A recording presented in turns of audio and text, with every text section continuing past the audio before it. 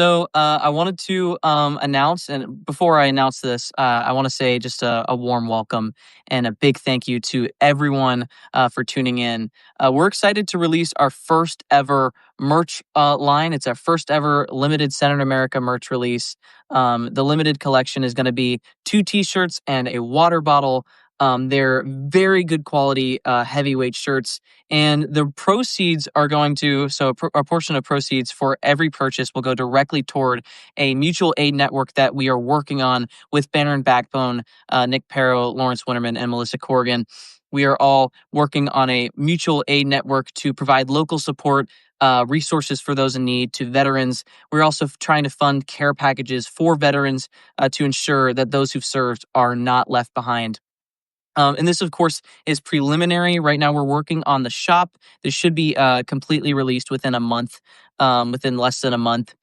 We're trying to collaborate with St. Louis and St. Charles VFWs as well, and so that's a hopeful partnership for us, and that's to support homeless veterans in need as well. Just an overview of the care packages. These are going to include t-shirts with our design, socks, basic hygiene items like soap and toothpaste and feminine care products, other essentials to help them stay safe and cared for. Um, and so the proceeds from the sale of these t-shirts and new water bottle will go directly towards funding this mutual aid network, as well as our care packages. It's going to be really a great thing, and we're happy to start this up with Banner and Backbone. We're really excited to get this going. We're still in the works right now, so bear with us. But it is a big idea, and we're going for it. So uh, basically, every purchase is essentially a contribution to that cause, and it's going to help us really assemble and distribute these essential items. Um, and so, if you want to contribute, if you want to contribute directly, you can absolutely do so. Become a free or paid subscriber, and you can eventually purchase these. These will be up on our centeredamerica.org website. We'll have a store tab where you can buy these shirts. And just for you to see what they look like, we'll go in here. This is our navy heavyweight tee. This is our vintage white heavyweight tee, and then this is our navy water bottle with straw lid. So the water bottle is actually from the same material as Hydro Flask, and so it's going to be a very nice quality water bottle, as well as the t-shirts are heavyweight, and the colors are just fantastic. The logo is right on there. These are perfect for protests and rallies and everything that you need. We kept that in mind. So yeah, we're really excited to get this going. We also want to announce that Gavin, my co-director, is finalizing plans to come out to St. Louis to basically finalize plans for a Centered America Summit that we're hosting very soon here as well. And we will get all those plans and details out to you very, very soon. We're also setting up volunteer insurance to cover our volunteers and make sure that our volunteers are protected while doing the work that matters. So thank you for tuning in to this announcement. Any questions? Any questions about what's going on right now in the news? Because we did report a little bit today. Yeah, of course. I want to keep on the announcement. However, there is a lot that's going on today, and I'd love to get to any questions that you all have. Yeah, Nick is going to be working with us. Nick, Melissa, and Lawrence of Banner and Backbone are going to be working with us to create a mutual aid network. It's going to be great. Middle East peace deal thoughts. My thoughts for the Middle East peace deal. Uh, Trump is going to take credit for Netanyahu basically killing, over 60,000 people, ethnically cleansing Gaza, committing a genocide in Gaza, and now they're pulling out. They've already done the damage. They've already basically destroyed all of Gaza, and now they're pulling out of Gaza, and Trump's going to take credit for it. We have to hold our leaders accountable. We have to hold Donald Trump accountable. This is not a peace deal. The peace deal is a complete joke, as Patty is saying. Clearly, it's a joke when they've already killed over 60,000 people. It's absolutely insane, and it's not a peace deal. There was no peace. We've seen for the last year, 2 years, Israel and what they're doing to the Palestinians. It's absolutely a load of bullshit. So, yeah, it's disgusting how Donald Trump can boost this peace idea when, yeah, they mercilessly murdered them. Yeah, Adam, I didn't think that you actually believed it was a peace deal, but um, he keeps calling it a peace deal, so that's what you're going to call it automatically, because that's just how we work. It's just it's insane that that Donald Trump is calling it a peace deal, and that Republicans will boost this as a peace deal when it's not a peace deal. They've killed people already. They've basically massacred the whole Palestinian people, all of Gaza. Texas National Guard. We are hearing that they have arrived in Chicago. Let me load up some of this today. Let's see. They're seriously considering invoking the Insurrection Act, which is just terrifying. All right. So I'm going to read out some of the news that we reported on today. So, the administration has deployed the National Guard troops to Chicago area, and that's part of its broader big city crime and immigration enforcement agenda. Texas National Guard troops have arrived at the training center in Elwood, Illinois, about 50 miles from Chicago, despite objections from state and city leaders. Illinois and Chicago officials have filed legal challenges seeking to block the deployment and basically contending it violates state authority and federal law. A judge has declined to immediately block the troop deployment, but has scheduled a hearing and urged federal officials to delay implementation. However, that's not happening. They are already in Illinois right now. The deployment basically includes some 300 Illinois National Guard personnel and additional units from Texas. ICE and DHS have intensified Operation Midway Blitz in Chicago, involving arrests, militarized tactics, use of helicopters, chemical agents, and confrontations near the ICE facility in Broadview. There's a picture that came out yesterday or last night of a on the street an ICE agent pointing a rifle at a U.S. citizen in their car. It's what's going on is unprecedented. It's not surprising with this Trump administration, and also I want to let everyone know that Donald Trump is seriously considering invoking the Insurrection Act. Do you think Trump's people listen to the judiciary anymore? No. And if they do, that means they're in check. But it does not seem like they're really listening. No, I don't think they're listening. I think the federal courts are doing their job and doing the best that they can right now. And I think they're doing a good job.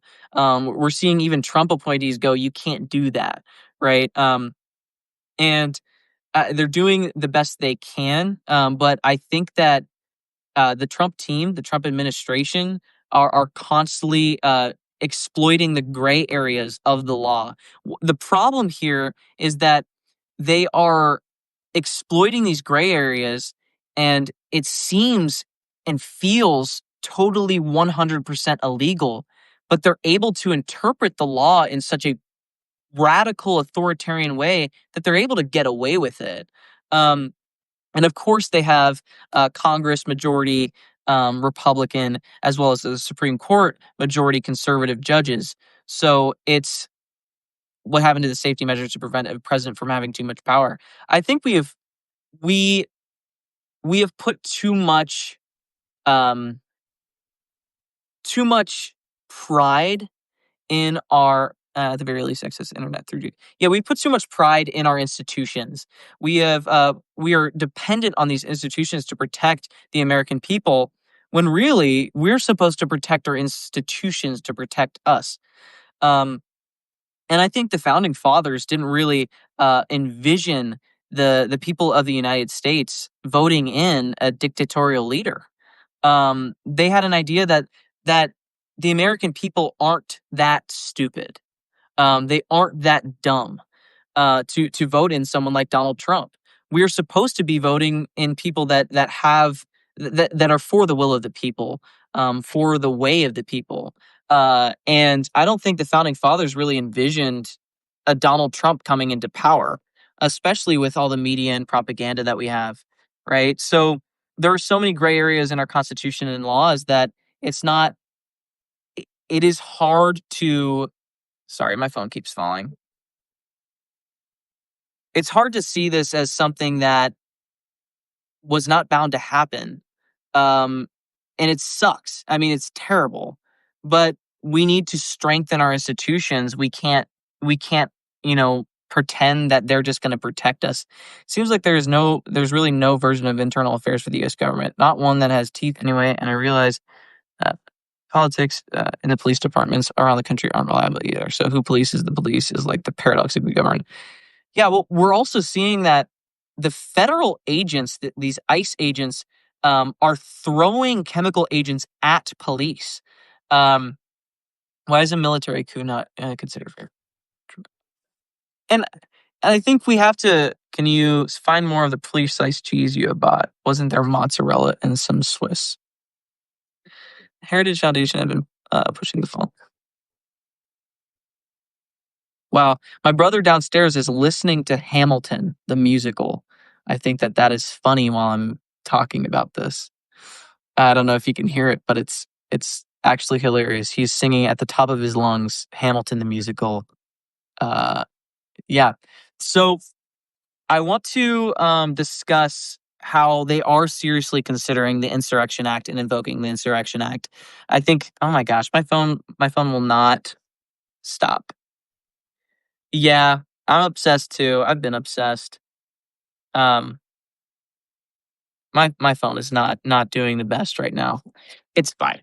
We'll do that. Um, Still not working. Okay, there we go.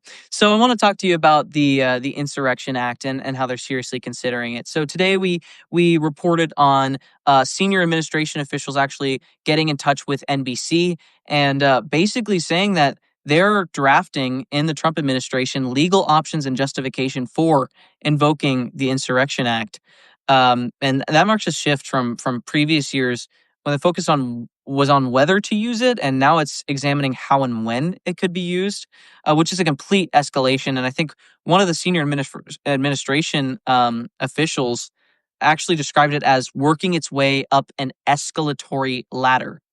Um, and so President Trump has repeatedly expressed frustration with courts and state leaders who have blocked his attempts to send National Guard troops into cities like Los Angeles. But on Monday, Trump said that he would invoke the act if it was necessary, citing what he called, quote, criminal insurrection. Stephen Miller's been using it a lot, calling judges that refuse to abide by the Trump administration's rule legal insurrectionists. And I think um, they're labeling anyone who is against the Trump administration as an insurrectionist. Can you all hear me? Blanca says they can't hear me. So if you can't hear me, let me know. I want to make sure that my mic is working. Awesome. For everyone coming in and tuning in, uh, military protecting protesters. Mm, I think that there are some great generals that want to protect protesters, but these federal agents and ICE uh, are not. And I think that the National Guard, right? These people are coming from Texas. They don't live in Chicago. They don't want to be there. And we can't treat the National Guard like they're just, militia under Donald Trump's orders. A lot of them want to go home to their families. A lot of them do not want to be there. And I mean, these people are following orders, and we can say all we want about you can't follow an unlawful order, but these are their jobs. This is what they do. This is the National Guard. They're following their orders, and um, it is sad that I think a lot of them don't want to be there. I mean, ICE has become a paramilitary force that doesn't have to abide by USAMJ. Yeah. And Melissa, we were talking earlier about how, at the last, was it 180 days, 120 days of your service, uh, there's a loophole to get them into working with the DHS. Um, and so,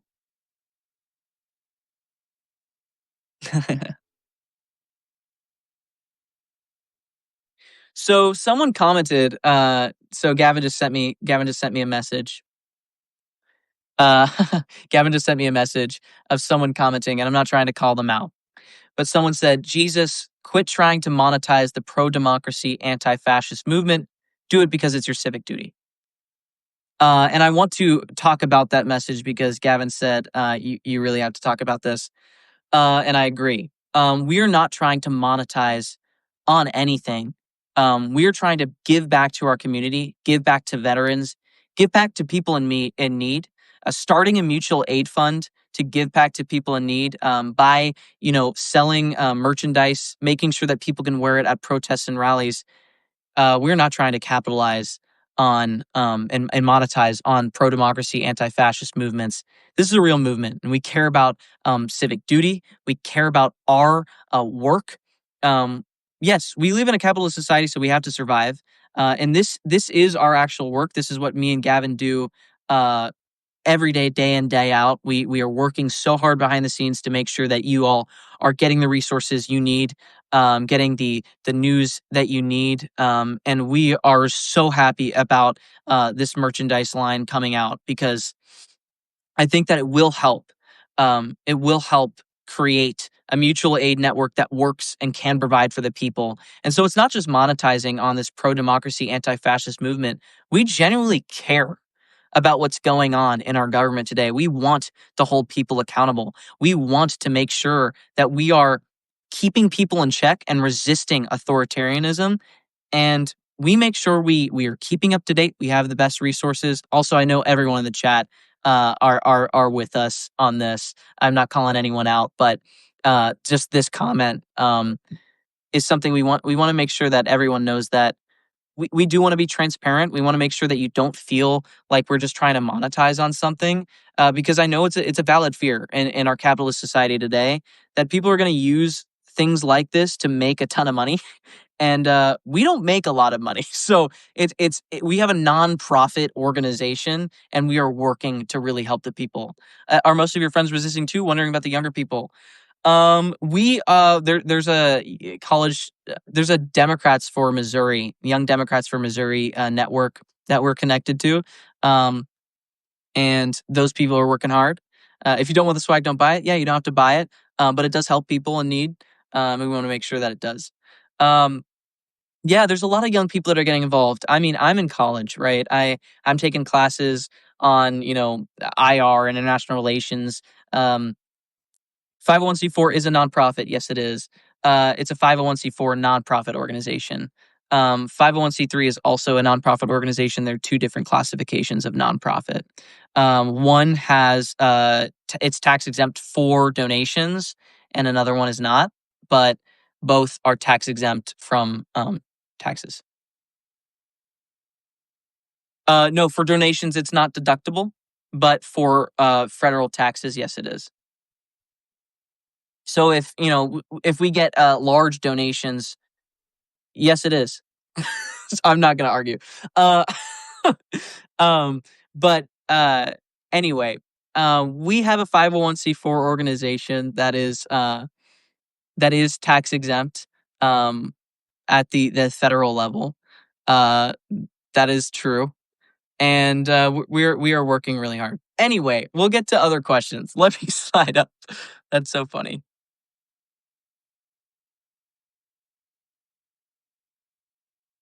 All right. Let me answer some questions up here.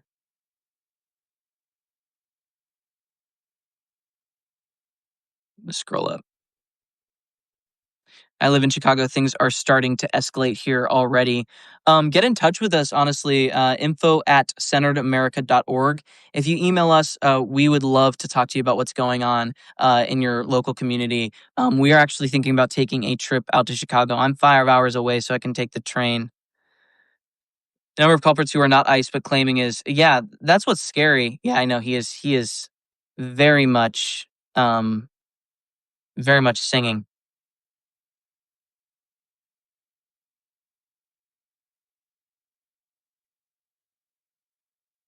He is singing Hamilton so much. Anyway, yeah, reach out to us, info@centeredamerica.org, so that you can actually talk to me about what's going on in community. I'd love to report on it. Y'all are doing good work and should get paid a majority of your time.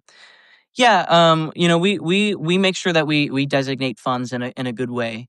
So we make sure that at least 55% of the paid subscriptions that we get are for um, like things like mutual aid network, things like funding protests, things like taking trips out to DC so that we can speak across the aisle with congressional representatives and do the summit that we did in February, taking down a data center that was here in St. Charles, and making sure that we can donate to things like Powered by People in Texas. With a collapse in our media and free press, we've got to be willing to financially support people and organizations that are actually telling verifiable truth. Yeah, I agree with that. Independent media is on the rise, and we need to make sure that we're funding each other. That's why mutual aid networks are such a great thing. But also the Substack platforms and independent media are such a great thing too. Is that we need to fund each other. We need to fund people that are on the ground, really reporting what's going on in their local communities. Because if we're not, we're depending and relying on media that is funded by billionaires, and we are not. We're not that. And so I'm very excited for what we're doing with Banner and Backbone, and um, so yeah. Also, for anyone that wants to, look into our, legal qualifications for everything we're doing, go to our website. Our EIN number is all on the bottom. You can look at it. You can look at our terms of service, privacy policy. You can contact us. We are registered with the state of Missouri, Secretary of State. We're awaiting our 501c4 approval, and yeah. So we are legally allowed to work and do this work. We have all of our legal documents. So for anyone who's questioning if we are a tax exempt organization, uh, we have it all online. You can look us up. However, we want to make sure that everyone who doesn't know who we are, that we explain who we are. I know a lot of people are new here. We are a 501c4 organization fighting for democracy and resisting authoritarianism. We give out resources to everybody, free or paid. And we make sure that people have independent media, independent journalism, ways to protect themselves when protesting. Our announcement today is we were releasing our first ever merch line to fund a mutual aid network with Banner and Backbone to provide local support and resources for those in need, and to create care packages for veterans, ensuring those who've served are cared for and aren't left behind. So that's our announcement for today for all the new people that are coming on. It's great to talk to you all right now. I've been taking some courses on relational organizing, and I've been talking about it on the live today with Banner and Backbone. And I want to talk about some grassroots organizing methods that I think can actually help a lot of us when it comes to the midterms, and when it comes to, and of course, we don't know the state of elections right now when it comes to 2026. And I don't want to jump so far in the future because we don't know what's going to happen with the 2026 elections. Right now, what we're seeing is unprecedented. We don't know how elections are going to work. So, this is just something that I want to talk about right now, organizing. And it can be useful even if elections don't really uh, have an actual outcome. They're already kind of premeditated. How do we stop what happened from happening again if we get the chance to vote in a two-party system where we're splitting the vote? And that's what I want to talk about right now. Social pressure. So, social pressure is seen as this negative thing, right? But when you're looking at it in an organizing perspective, think about it like this. If I believe that my neighbors are voting early, I'm going to be more compelled to vote early as well. If my neighbors have yard signs for the candidates that they are voting for, I am more likely to look and research or their candidates that they are trying to vote for and have in their yard. And that's what social pressure is. It's getting everyone around you to see that you are rising up. That's called relational. It's a fundamental part of relational organizing, which is basically creating a personal network of people, neighbors, friends, family members, um, to really fight back against this administration. During the 2026 midterms, we all need to be doing that. creating a personal network template, and we will create and post a personal network template when it gets time, where you can go in and you can just fill out what people will be of help, and having those value-based conversations, tying those situations back to their values, right? Tying those uh, kind of policies back to their everyday life and what they care about in order for them to get involved. So it's a call to action. It's also really, really cost effective. Um, I was talking about it earlier with Nick and Melissa and Evan Fields.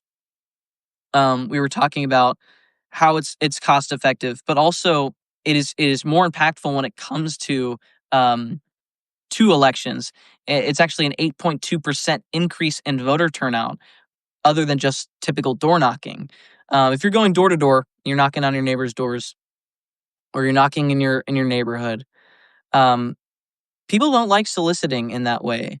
I mean, if you think to yourself, how often are you likely to open the door and buy a product that someone is selling you uh, when they knock on your door? It's very unless it's Girl Scout cookies, it's kind of a hit or miss. What isn't a hit or miss is this indirect social pressure of, this is the candidate that I am voting for. This is the yard sign in my yard. I'm going to vote early. I'm going to talk about it at my book club. I'm going to make sure people understand and know the stakes here every single day until election day. And that's what we need to focus on, is really gathering people, gathering our personal networks, and taking a stand, going to those protests and talking to people at those protests. Um, Also get involved with campaigns. I have a meeting with Fred Wellman's a campaign manager this week, for example. And I reached out. I'm trying to get involved with their campaign, trying to get Senate America involved in their campaign. And we have a meeting with the campaign manager. You can do that too. Everyone can do it. It is something that we should be doing, is getting in touch with candidates, getting in touch with their campaign managers, getting in touch with their campaign staff, and making sure that you can actually get a role and volunteer.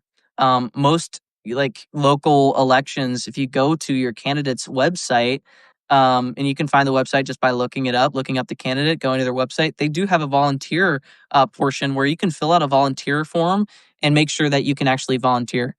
Sorry, my brother is a singer, so am I, and he is a loud guy. I don't answer unless it's the Girl Scouts, the Jehovah's Witness, so I can tell them once again I'm Jewish. Yeah. So like exactly, it's like, how often are you able to are you thinking, like, especially if you're a voter who mainly votes Republican and you're disillusioned with the Republican Party, how likely are you to open the door and feel like compelled to vote? It's a hard, it's not really something that has a success rate. Same thing with phone banks. Yes, they work, but and you should still do them. I'm not advocating for getting rid of them, but you have to team it up with other ways of organizing as well. Um, College organizing, college campuses. Yes, door knocking is very dangerous as well these days. So what can you do? Call your neighbors, call your family members, call your children who are above the age of 18. Make sure that they know the stakes, who you're voting for and why. Bring friend events. A lot of candidates host those events, and you can tell your friends about them. You can let them know, hey, there's this event going on. Do you want to come with me? These are the stakes. I want to make sure that we both vote and contribute to this election cycle because it means something. Yeah, scroll through your contacts. We will make sure to put out a personal network template so that you can build your personal networks and know who to call, who to text, who to call to action, right? Um, and then you can also ask them to commit to sending a vote, to voting. Will you commit to voting in this election cycle for this candidate? And a lot of them will do that if they're close to you and care about you. And of course, we have family members that are MAGA, but that's not what we're trying to reach. We're trying to reach people voting in the primaries, people voting in the midterms in general. Because not a lot of people vote in the midterms. We need a symbol we can wear for both recognition of fellow resistance fighters. 5501 is telling us to wear papers. Yeah, of course. And honestly, that's why we're also doing this merch release as well, is so that can we can all be a part of that community. Um, we can all wear them to protests, wear them to rallies, be in something, feel like we are really in a community that's um, shaping shaping the centered conversation. And that's why I feel like this merch release is going to be such a powerful thing. It's because Centered America is for starting over. It's for bringing in disillusioned Republicans and Democrats, people from across the political spectrum, and trying to figure out a way forward, a path forward, policies that we agree on, the majority agrees on, not the extremist side of things. And of course, we vote Democrat. I vote Democrat, and it's because they are refusing to let authoritarianism prosper. And I'm always going to vote that way. If it was the other side, I would I would vote differently. There's no winning the deep MAGA over. Yes, exactly. There's no winning the deep MAGA over, and it's hard to talk about because it's like we have to just kind of forget they're there until we get a grasp on this thing, because we can't forget. We can't forget that they're there. We're going to have to live alongside these people, but eventually we will win. And that is the truth. Fascism, authoritarianism never wins. It's never in history won. And, it's going to suck and hate is going to be loud. It's going to last a long time. Well, we don't know how long it's going to last, but we're going to do our best to make sure it lasts as little time as possible. So thank you for joining in on this conversation. It was great to talk to you all. Our release is coming out very soon, our merch release. Just for people who haven't seen quite yet, this is our first merch release. We will have pins, stickers, bumper stickers coming out as well. And these will be all funding our official mutual aid network coming very soon with Banner and Backbone. And yeah, we'll have lapel pins as well. That's our vintage white heavyweight tee. Heavyweight tee. This is our navy heavyweight tee. This is our navy water bottle with a straw lid. So it's great to see you guys. Thank you for joining in. And we will be uploading some resources here soon. We're so happy you tuned in today. Thank you so much. We'll see you.